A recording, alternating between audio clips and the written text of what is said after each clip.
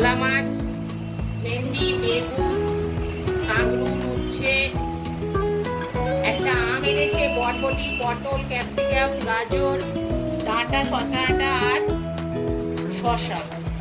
এর মধ্যে রান্না হবে, গেঁড়িটা করবো আজকে রান্না।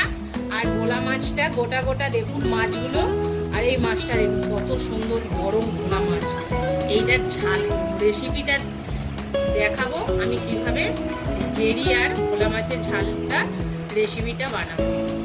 গেঁড়িটা সুন্দর করে সেদ্ধ করে নিয়েছি, এইভাবে হাতে এরকম আসতে চাকতিগুলো তুলে নেব এরকম। আর এই যে এটা আমরা ফেলে দিয়ে খাই, অনেকে খায় কিন্তু আমরা এইগুলো ফেলে দিয়ে খাই।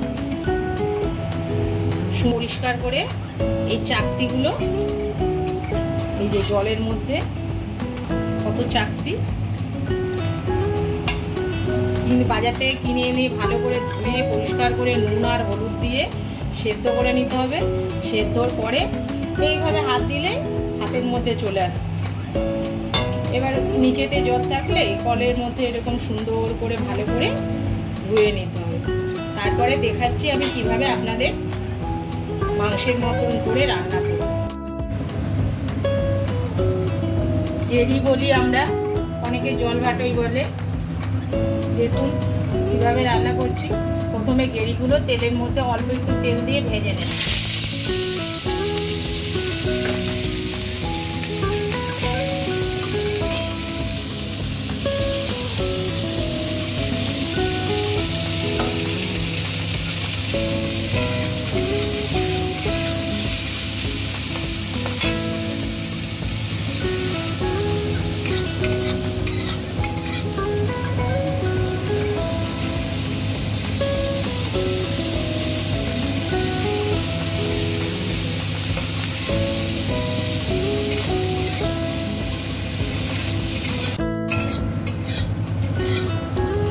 সুন্দর করে ভেজে নিয়েছি, এবার নামিয়ে নিচ্ছি। আমি আজকে এইটা আলু দিয়ে করব। তার মধ্যে আমি তেল দিয়ে আলুগুলো ভেজে নেব। ওইভাবে ছোট ছোট করে কেটে নিয়েছি, পরিষ্কার করে ধুয়ে নিয়েছি। গরম তেলের মধ্যে আমি দিয়ে দিচ্ছি।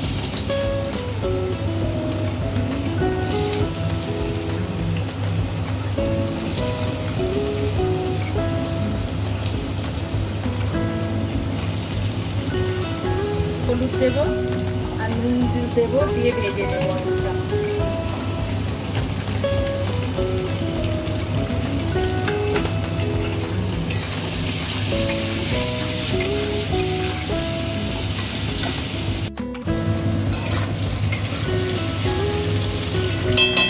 আলুটা যতক্ষণ ভাজা হবে আমি একটা মশলা বানিয়ে নিচ্ছি। অল্প একটু আদা, রসুন, এর সাথে অল্প একটু পেঁয়াজ দিয়ে দেব। টমেটো একটা ছোট্ট দিয়ে দিচ্ছি, কাঁচা লঙ্কা 2-3টে দিয়ে দিলাম, অল্প একটু জিরে দিলাম। ভাজা হয়ে গেছে, আমি এই গেঁড়ির মধ্যে তুলে নিচ্ছি। আপনারা জানেন নাকি আলুটা ভাজা হয়ে গেছে, আমি এই গেঁড়ির মধ্যে একসাথে তুলে নিচ্ছি। আপনারা জানেন গেঁড়ি কত উপকার।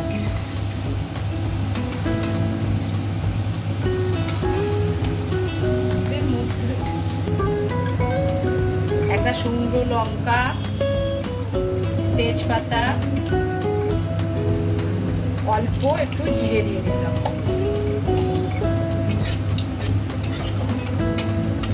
আলু ভেজেছি ওই তেলের মধ্যে দিয়ে দিলাম।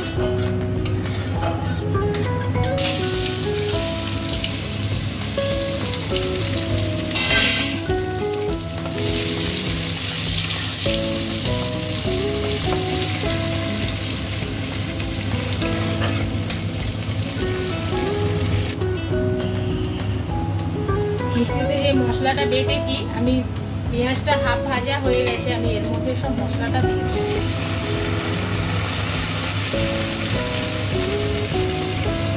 ধোয়া জলটাও দিয়ে দিলাম।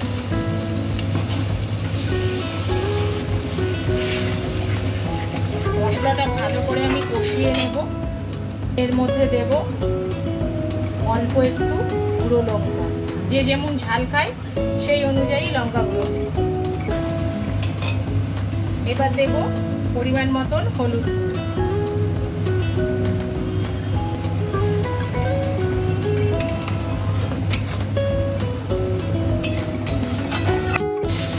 সুন্দর করে মশলা কষানো হয়ে গেছে, আমি আলু আর গ্রেভিটা একসাথে কষিয়ে নেব ভালো করে।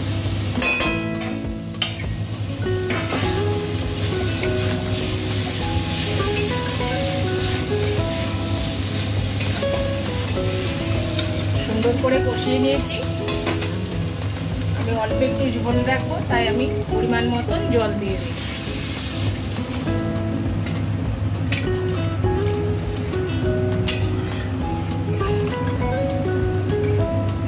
নুন দিয়েছিলাম আর গেড়িগুলো ভাজার সময়ও নুন দিয়েছিলাম। অল্প একটু নুন দেব, ঢাকা দিয়ে দেবো। আলুটা সেদ্ধ হলে তারপরে আমি নামিয়ে নেব।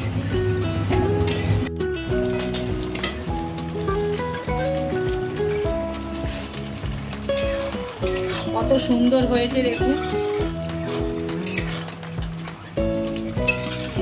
আমি এবার নামিয়ে নেব।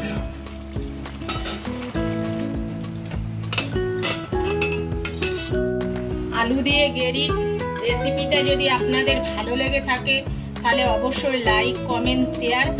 আর যারা যারা এখনো আমার চ্যানেলটিকে সাবস্ক্রাইব করেনি তারা সাবস্ক্রাইব করে দেবেন।